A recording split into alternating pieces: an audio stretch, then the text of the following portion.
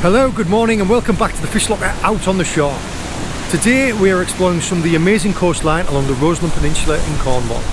We have historic lighthouses, World War II gun batteries, sea caves and amazing sea views from above and below. Let's go.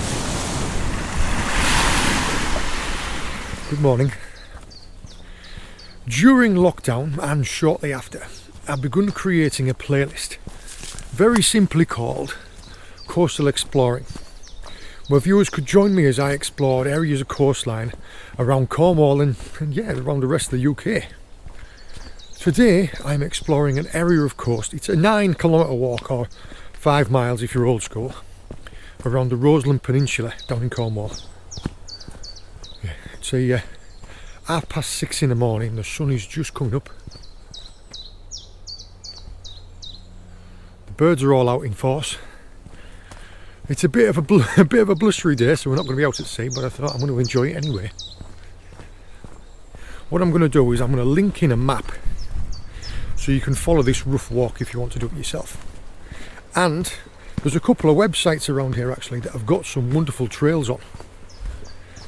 I've parked up in a National Trust car park. I mean, it's a no-brainer for us to have a family membership to the National Trust, just because the money that we save throughout the year through the car parks around Cornwall.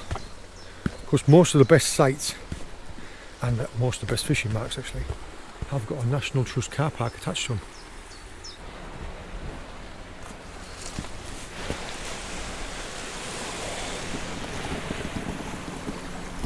You will often see this little piece of headland down in here at the beginning of our fishing videos. This here, the areas over the way there, that's Falmouth. This is Falmouth Harbour and the Carrick Roads. It is the third deepest natural harbour in the world and the largest in Western Europe. Down there, you aren't going to see much, it'll be like a speck. There's a pair of great northern divers. That clarity down there looks absolutely fantastic. Yeah, I've got a wetsuit in the van, I'm glad. It is brisk this morning. I'll tell you what, the water's going to be cold as well. The water at the moment is about 8.5 degrees. So yeah, I'll go for a walk to warm up first, then go for a dip. But yeah, what I will do is I will mention all of the species, all the other things that we see. I mean, we've got slovers, we've got pines, we've got gorse, we've got all bits and pieces. If I see anything like that worth noting, I mean, like these primroses have literally just come out. Yeah. I'll note things and I'll put an annotation just so that you'll know for future reference what I'm looking at, and if you want to do any of your own research you can. Yeah. These flowers are edible on this gorse. It's a horrifically prickly bush, but it does bring a nice little flash of colour every now and again, doesn't it? Understandably, due to its size, this natural harbour in here, Falmouth Harbour, Carrick Roads, it's of specific strategic maritime importance, not only for defence but also for trade. Pendennis Castle I pointed out earlier on, and then St Maur's down there, they were actually built by King Henry VIII in the 1540s to protect this harbour. And then further on down the ways there, right on the headland, the lighthouse and the battery. Yeah, in fact, it's how I ended up down in Cornwall. I come down here with the Navy. Fell in love with the place and the people and stayed. The daffs are just out. I tell you what, it is a fine morning. It's lovely and sheltered in here, but you'll realise once we get round the headland why I aren't at sea today. Yeah. It's deceiving. That's a Jenny wren. You won't be able to see it, but yeah, their song is not only beautiful but unmistakable. That's a wren. Yeah. Wren's nests, I used to spend ages looking for them as a kid, and this is one of the best places to find them, like a little nook like that. Chances are there'll be one tucked up in here somewhere, and it's like a ball about the size of a cricket ball, or like an orange, of like moss in like a perfect ball with just a little hole in it. and wrens. I mean, yeah, wren. It's not just wrens. There are other things in nature that are like this, but male wrens really do work hard for what they get.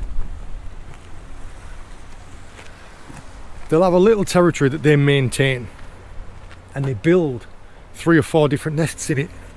And whenever a female comes, sorry, I had spiders with me first. Females will come round into this territory and have a look about and like, look at all these different nests. If they don't like any, they'll just chin off. So it's hard work being a male wren. You see all this growing on the side of here, all this lichen. A little bit of, well, I consider it to be interesting information. I don't know if you do. There's 3 types of lichen. There's one called crustose. This is crustose. It creates like a crust. This is how I remember it. Crustose creates like a crust. Foliose creates like leaves. If I can find any of those, I'll point them out. Crustose creates a crust. Foliose creates leaves. And then fruticose, I think of it as fruticose like a fruit tree. Has little branches on it, like this. Like little branches of a tree. Now look, see?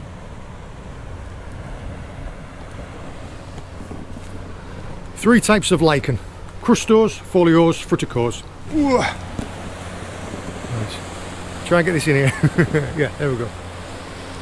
The lighthouse down here on St Anthony's, that was built in the 1830s to guide ships into this harbour, and right up until the 1980s it was manned. After that it's been automated. Yeah.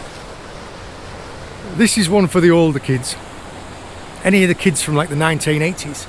This is Fraggle Rock Lighthouse. This is the lighthouse that was in the intro to the UK version of Fraggle Rock.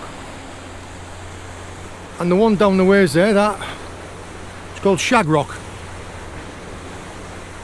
I'm hoping it's because there's a lot of shags that live on there. For anybody who doesn't know, I'll put a picture of a shag in here now. Yeah. It's like a cormorant but with a quiff.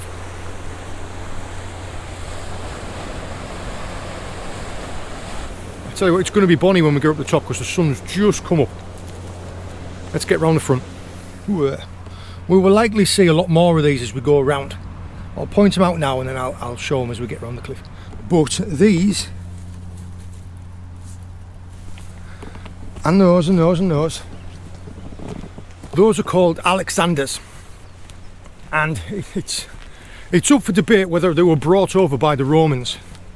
But yeah, they're a bit like celery. Yeah. You see them growing down the sides of roadsides all the time now. Oh, I tell you what, I put my fleece on when I go out the van, and now I've had a bit of trot about, I've warmed up. I might drop back past the car park and drop it off.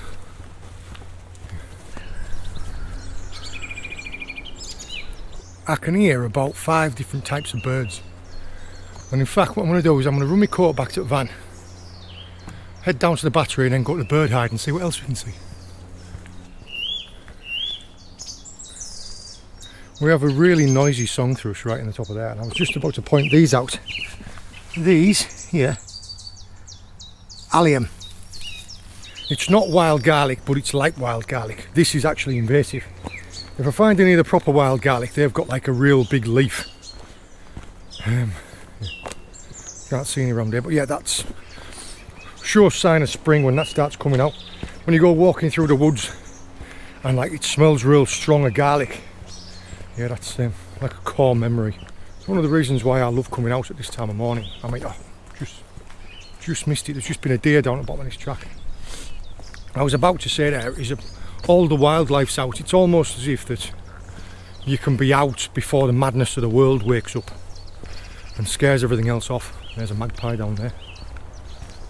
Coming out at times like this is when you feel like you're living in nature, not just living adjacent to it, if that makes sense. This here, I do love my acronyms. This is the BOP, this is the Battery Observation Post, not to be confused with the Blowout Preventer. That's a different BOP. And you can see the lookout that we've got across the bay here. Yeah, this is the Battery Observation Post. The first battery was actually placed up here, up on St Anthony's Head in the 1790s, and it was 24-pounder cannons. And yeah, it's been of military importance, this headland, all the way through the First World War, the Second World War. There was a battery in place here actually until the 1950s when it was decommissioned. The headland here, this was purchased by the National Trust in the 1950s, same time as it was all decommissioned. There's the back of the lighthouse down there.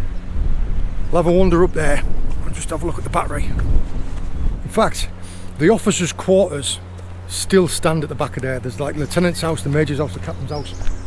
They've been repurposed as holiday lets. And they're all just up the ways there. I've come off down one of the tracks to see how close I can get to the water, because you've got more of the gun emplacements. I mean, there's not much there to see now, but use your imagination.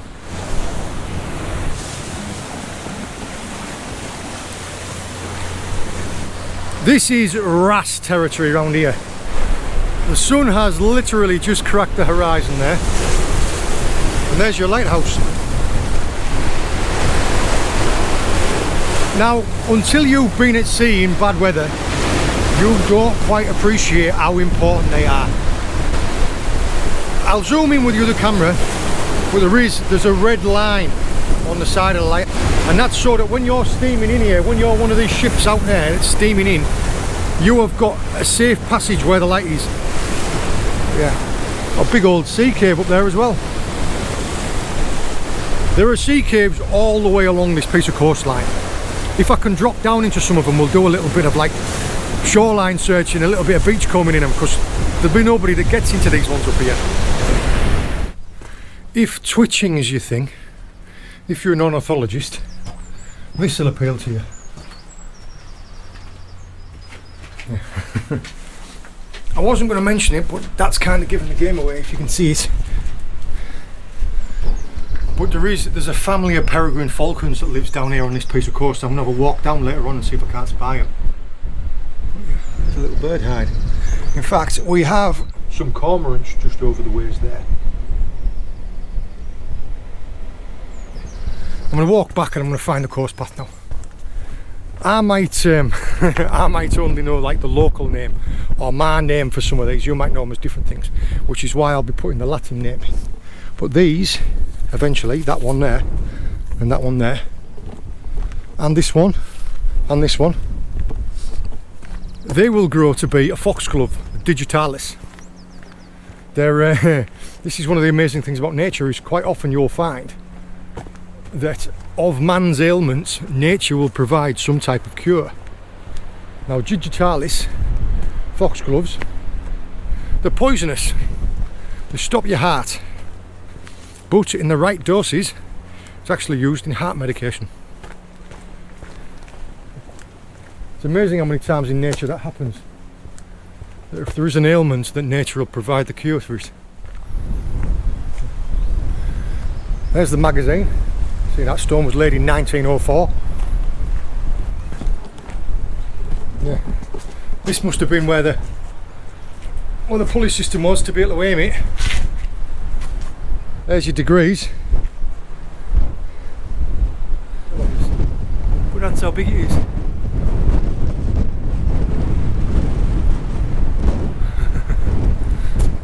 Yeah, initially on this battery there was 2 6-inch breech loaders, and eventually, like in the Second World War, it was 2 3-inch Vickers guns. So the guns that were placed here could fire 600 rounds a minute at 4,500 yards, so 4 kilometres anywhere around in the bay. I'm going to find my way now along towards the coastal path towards Port Scatho. See if we can't get down amongst any of them sea caves. Yeah. I've always, I mean, I'm ex-military myself, so I've always had an affinity with this type of naval history.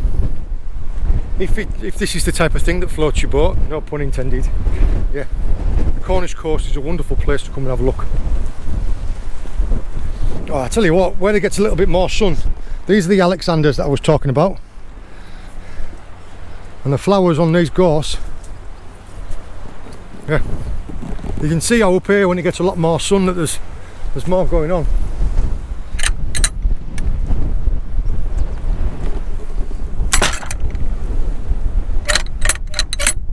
There's one for any of you latch and locks enthusiasts. Shout out to Paul Hayes from Hayes Outdoors. He's a friend of mine who rambles about a lot. In fact, if you can imagine crossing like a Sherpa with a womble, that's Paul Hayes from Hayes Outdoors. And he loves a good latch and a lock. You can see now why I aren't at sea today. It is howling.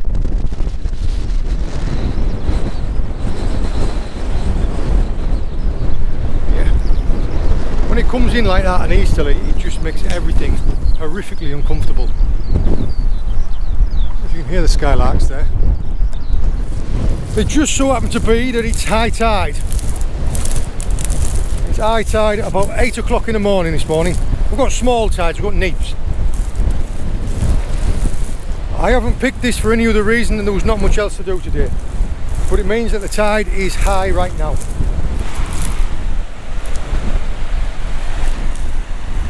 I wouldn't have minded trying to get down in there to go and get that, but I don't think that's going to happen, to be honest. I'll have a walk around and see if there's any path down. But yeah, there's something worth looking at down in there.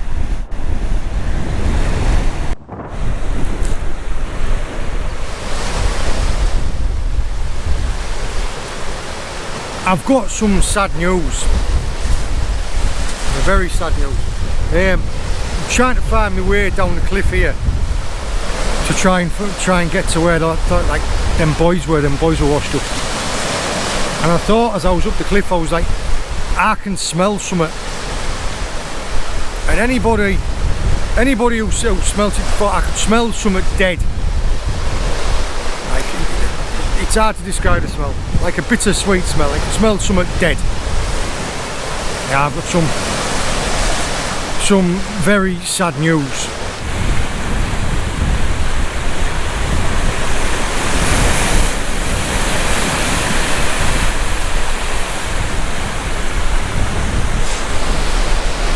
Dead whale. Don't know what type yet.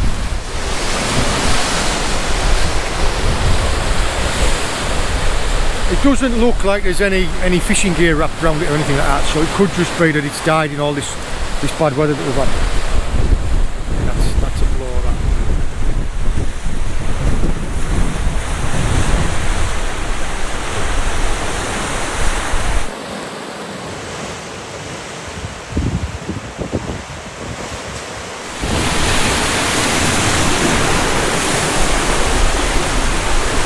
I've come down to see if I can't make a positive ID on it, to be able to tell what type of whale it is.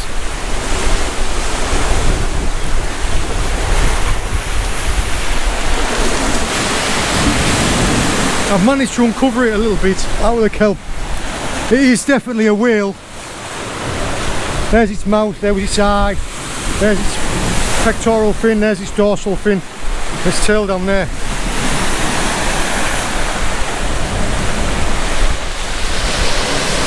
Yeah, easily 15 feet long.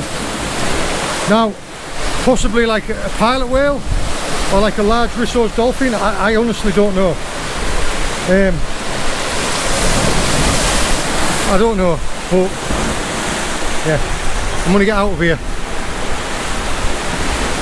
Sad day.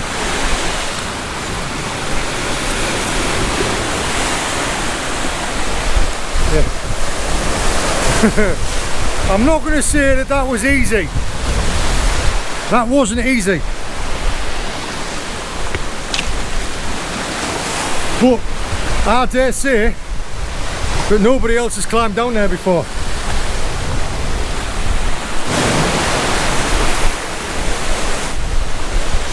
There's a crab pot there. The crab pot looks in half decent order. But this boy,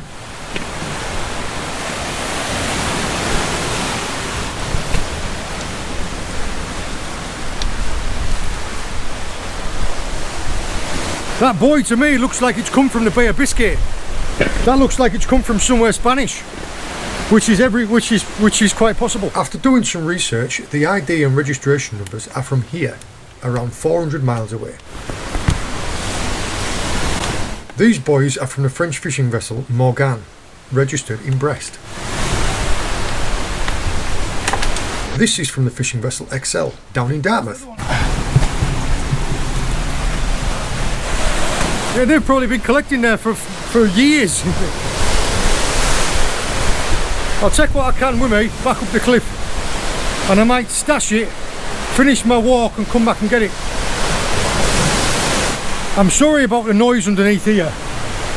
Well, not only that, but I've got all of these smashing up against it. But yeah, I'm pretty sure that I'm right here. I think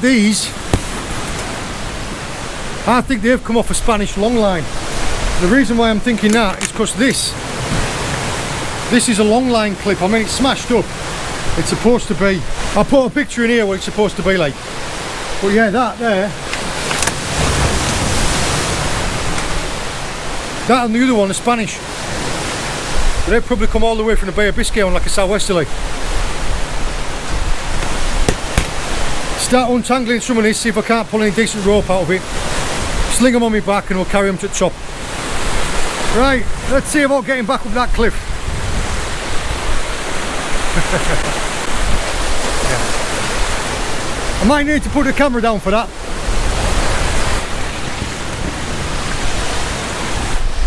Oof. Figured I might take a little bit of a breather.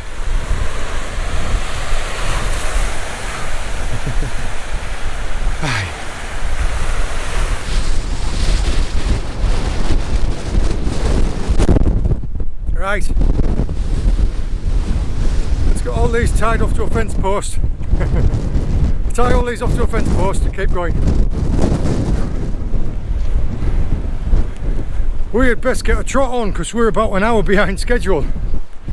Yeah, I'm unsure what type of whale that was. I uncovered it as best as I could from underneath the kelp to try and get an ID on it. What I originally thought was a minke, because minke is the most common around here. What I thought was like a big pectoral fin, and I thought the other side was good. It actually wasn't. It was its dorsal, and the rest of its pectorals had been like scruffed away. The shape of its head and like how small its pecs were, I'm gonna say possibility of it being like a big Brisso's dolphin, because it was about 15 feet long. I don't know. I'll have to give it a good think. But yeah, its mouth, it showed teeth as well. So it's a predatory whale. It's not like a plankton feeding whale. Very, very well, very sad to see. Put like a bit of a cloud over it today, a big shadow over today, because I was really enjoying being out, but seeing stuff like that, it's never a nice thing to see. But part of it as well is, by it being in the ocean, it will feed everything else. Would feed all the crabs and the conger eels and all the other scavengers and everything. That, yeah. It's a good thing about nature like that, it doesn't really let that go to waste. I don't know if you can hear them skylarks, but they're stunning.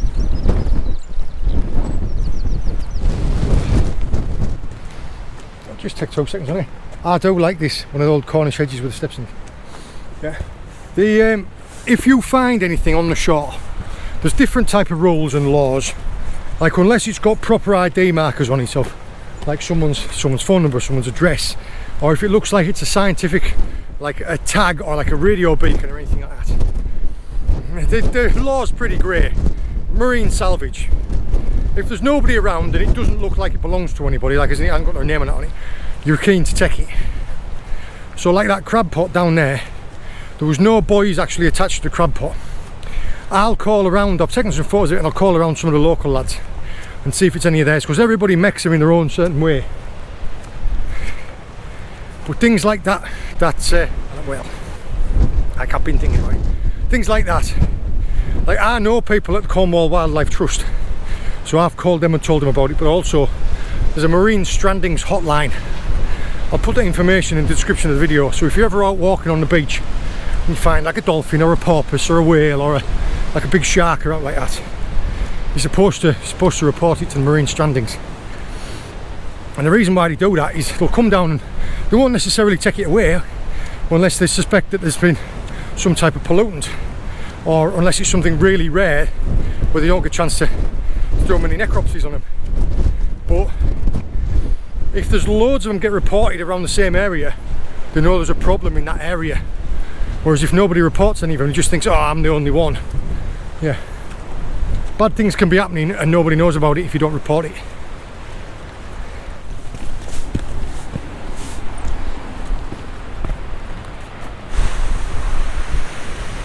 Now that sea down there, although it looks a little bit choppy, it does look very, very clear. That's the type of beach as well that you can't get to unless you're by water. Be a nice little place to go and tie the boat up and go for a barbecue with James, or take Hannah for a picnic or something like that.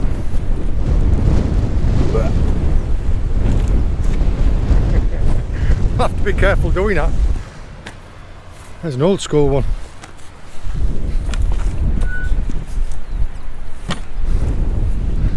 There isn't much on a farm that a bit of baler twine won't fix. Oh, well, you can see them, but there's 3 seals down here in the water.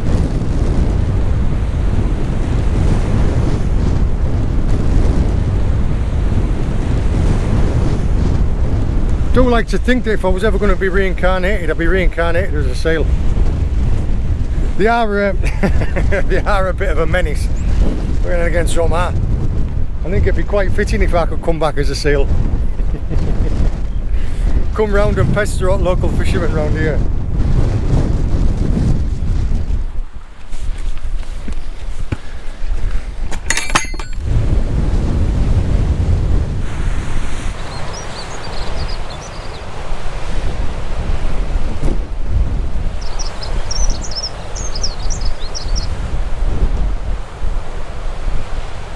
I was hoping it was going to sing again. That was a hedge sparrow, also called a dunnock. Quite dull to look at, but sings a lovely tune. Another thing that happens when we have a lot of bad weather like this, like I was saying earlier, we've had easterly for over a week, and not only does it create the horrible slop that you can see, but also it does this. All of that there, and all round and all into that bay there. And like all down in that other one as well, where that dead whale was, it was all full of kelp. So the beaches, see all the seaweed mush up on the beaches, all the beaches are thick like this, so you can't fish on the beaches because there's too much weed. Oh yeah, the track cuts away from the sea now. It cuts across the neck. I'm going to start walking back up along the Pecule. It'll make sense. There are half of these names in Cornwall, I'm still getting used to them now. So if I'm saying them, and I'm saying them wrong, forgive me. And if I'm saying them and to you it sounds like they don't make sense, they don't make a lot of sense to me either. But yeah, the Pecule River. Yeah, as I was saying anyway, this track cuts the neck and we're joining up with the Pecule, which then will join up with the Carrick Roads and we'll have done a full loop. 1 or 2 of our earlier fishing videos, we've come and fished up here just on that corner. Yeah. It does offer a good amount of shelter. There are more accessible routes if you don't want to do like the full 9k that I've done today. There are shorter ones, like you can cut the gap in the middle, or just do 1/2. Or if there's a couple of you and you've got a car, there's a National Trust car park there at Porth. There's another one down there, Porth Town, down that way, sorry. One down at St Anthony's.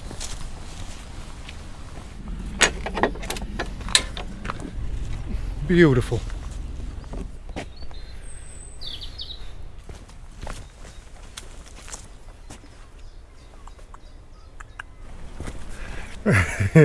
This house up here, blimey, talk about making you talk about humbling you. Yeah. If you ever think you're doing it all right, just look at somewhere like that. That'll sharp humble you. That's something to say there. I don't know if you saw that. It's a song thrush. Now what they do, they're notorious for it. That song thrush's nest is going to be somewhere back here, because what it's doing, yeah, in fact it's probably up that track, because I saw it when I saw it just as I was coming to this corner. What it'll do, look, is it's waiting for me there, and it'll make a fuss and it'll make a flap on the floor and it'll make a bit of noise to squawk to lead me over there. It's leading me away from where its nest is. It's just hanging about down there. What there'll be also in its territory, see if I can find it somewhere, there'll be a rock or a fence post or like a tree stump or something that's covered in like snail shells. Because what they do is they have one little rock inside their territory that they like the most, and it's like their table. And whenever they find like a load of snails or stuff, they'll always bring it back to one rock and smash it open on one rock. It's come back towards me. Yeah, its nest.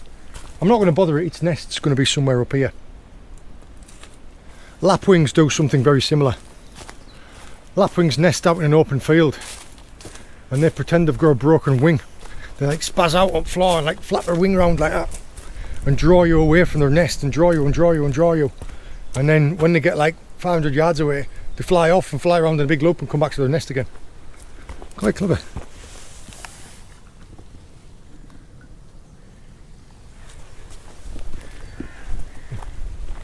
There's a portal to the upside down.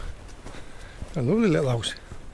We're coming down to St Anthony's Church now, and I wasn't going to do too much filming in here just because it's a churchyard. And I'm not sure quite how I feel about that, but I thought this was quite interesting, this piece. This here is a medieval coffin. Now, I don't know how big people have got to be, but my shoulders wouldn't fit in that. Like, I don't know, I imagine he must have been someone of quite high regard because they've carved it out of stone. Discovered during church restoration in 1850. Yeah. I imagine he must have been someone of quite high regard to go to all the trouble of carving out a stone sarcophagus like that. Sarcophagus. Is that right? Sarcophagus? Anyway. Stone coffin. Yeah. It can't have been very big. Usual. This is St Anthony's Church.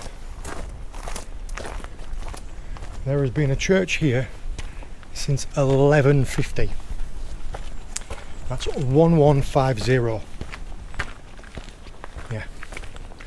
St Anthony's Church had been here for over 250 years when Columbus discovered America. This was here at like the time of the Vikings, the time of the Great Crusades.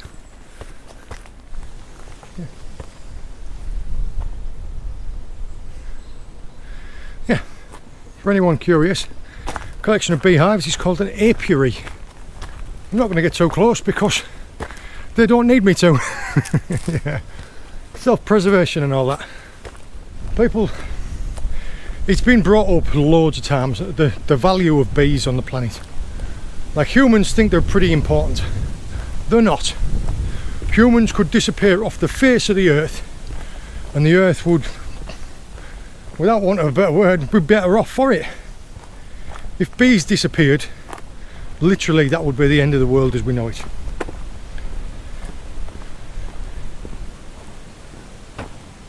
Humans think they're pretty important. They're not.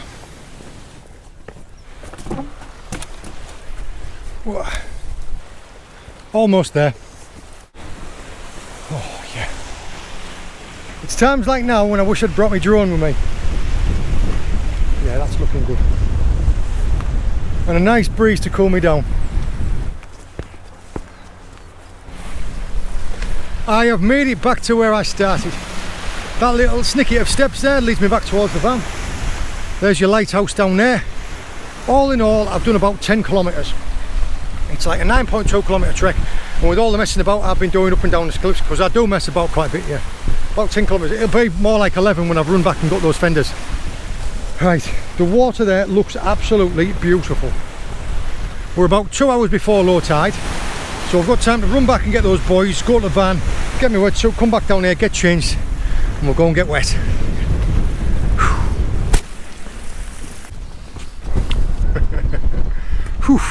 Sweat on now. There we go. Let's get a wetsuit. Right. Let's go and get wet.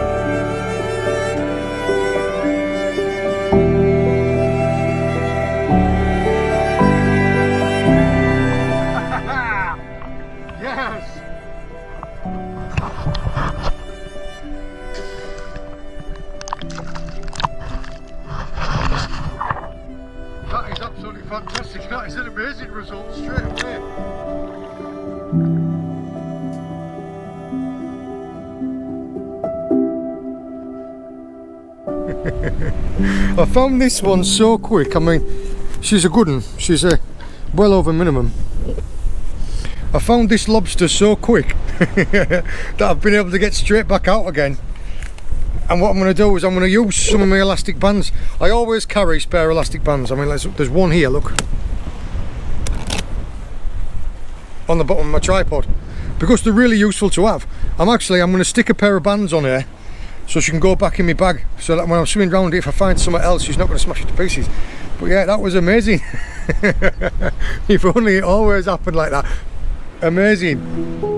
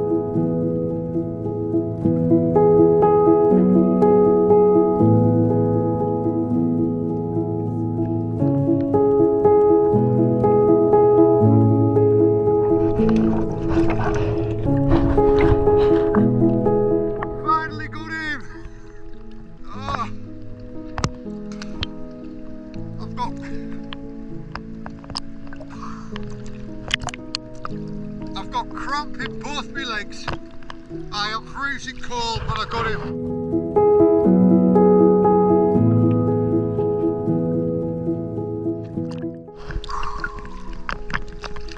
Oh, that was stubbornness, whoa. It was absolutely stubbornness that got this one out.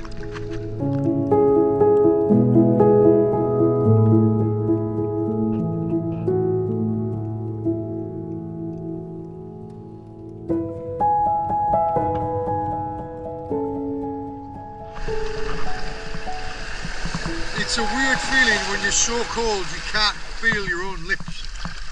But yeah, I'm pretty cold.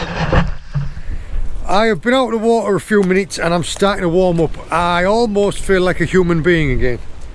Yeah, that was spectacular. I dropped straight into the water. I've been out maybe 10 minutes, found a stunner of a lobster. I was like, excellent. A stunning blue.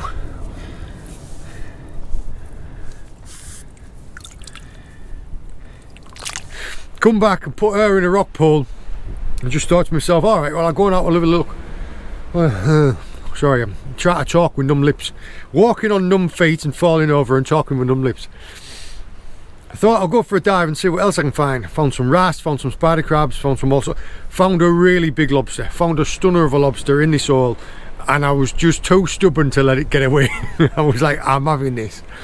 Got 40 odd minutes. I'm blue. I'm frozen, but I got it. And here he is, here. There, look. See him next to her.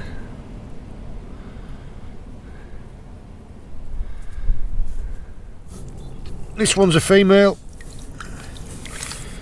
and this one's a male.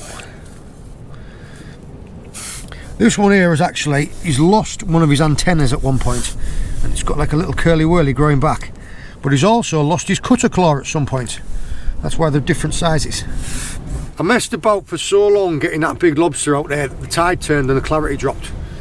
So I kind of put all my chips on one hand, but it managed to pay off. Yeah, brilliant. Whoa. I am almost packed up. In the hope that I would find something today, I did bring a little bit of wood and some bits and pieces for some cooking. So I'm going to run that gear back up to the van and come back with the cooking stuff. Leave you two here. They look happy enough. Leave them two there. And I'm just going to drop round on the other side of here to see if it's suitable to do a cook up in this cave. All up and down this coast there are lots and lots of sea caves, like this one. Go back long enough, and Cornwall's known for pirates and smugglers using like the cave system to stash gear, to stash stuff that you've, well, booty. I also like having a look in them as well, because if anything gets washed up in them, like floats or little bits of flotsam and jetsam, it generally gets stuck up there, because once it gets in, it can't get out. Have a quick scotchy up here. Oh, it's not a bad one, this one. Boom. Yeah. You could go right up there, couldn't you?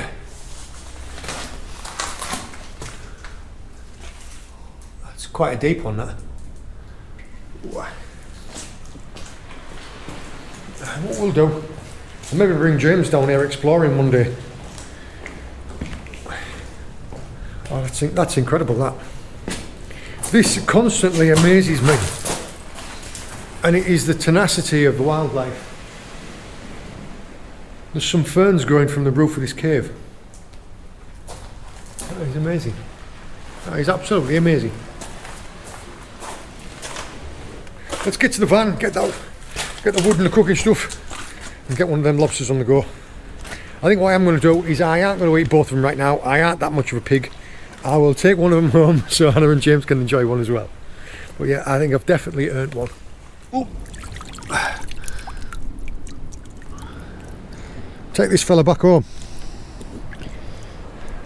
I'll take this one up to the van with me now, put it in a bucket in the back of the van, and then we'll come back down with the wood. I've wasted no time. I'm down on the beach, got my wood and my charcoal. I've started a fire going, get some wind onto that, and it's time to get Mrs. Lobster prepped. What I'm going to do is I'm going to dispatch her and clean her, wrap her up in tin foil and cook her on the coals. So I need to have a bed of coals. When this has died down in 5-10 minutes time, I might add a little bit more charcoal to it, lay out a bed of coals, and we'll get cooking. There you go. Dispatched, cleaved, cleaned, ready to be wrapped up in tin foil. Perfect. I remember a pair of these now. I'll leave them in the van just in case. Because yeah, that is hot.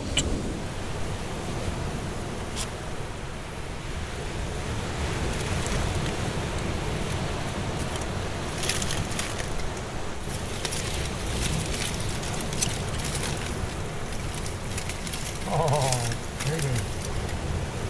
That is the good stuff right there. Oh, steam coming off it.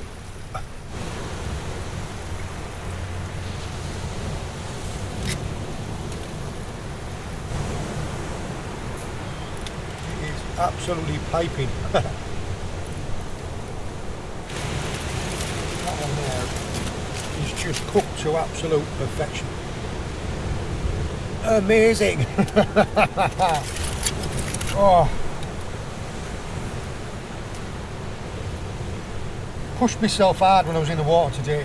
Like, I really pushed myself hard. I was not losing that lobster. And now not only do I have a wonderful, wonderful meal for myself, but I can take one home to Hannah and James as well.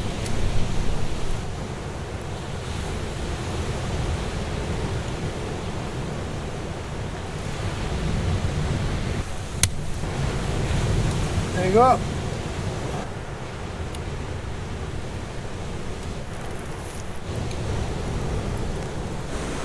There we go.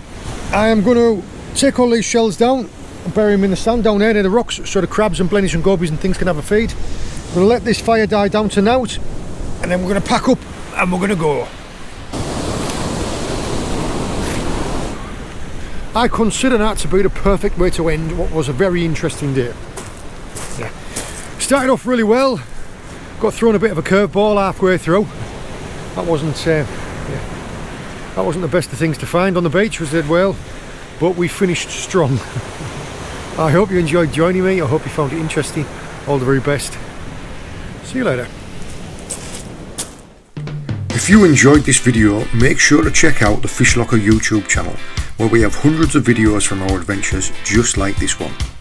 We upload new videos every Sunday evening, so don't forget to click subscribe, and we'll see you on the next one. Let's go.